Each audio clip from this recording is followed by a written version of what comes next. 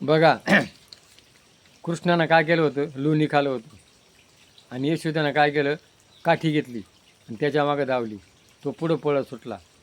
पळता पळता एक कुंभाराचं घर होतं आणि त्या कुंभाराच्या घरात जाऊन तो लपला. त्या कुंभाराला म्हण मला लपव, मम्मी मला मारायला आली. आणि मग त्यानं काय केलं, त्याला मडक्यात लपवलं. मोठं रांजण होता. यशोदा म्हणे इथं आला का कृष्ण? म्हण नाही. ती गेली निघून. आणि मग तो काय म्हणे मला बाहेर काढ. नाही म्हणे मी तुला बाहेर काढणार नाही. तू मला काहीतरी वरदान दे तर मी तुला बाहेर काढेन. मग मी जे माझं मडकं आहे ना, या मडक्याला काय वरदान आहे, नवरात्रामध्ये काय असतं, त्याच्यामध्ये घट बसवतात. देवाला ज्या वेळेला पाणी घालायला जातात त्यावेळेला कोण असते, घागर असते.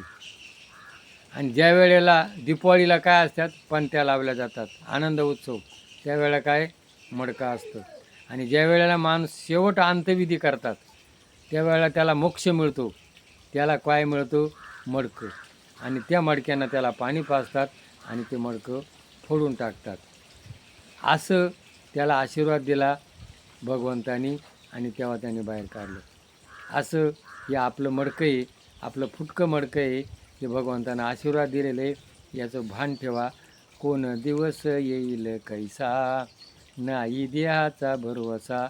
म्हणून आजचा दिवस मिळाला, तो दिवस कसा घाला, आनंदी झाला, सुखी घाला, समाधानी घाला, जगा आणि जगू द्या. ही या मडक्याची आठवण ठेवा. जय भैरवनाथ.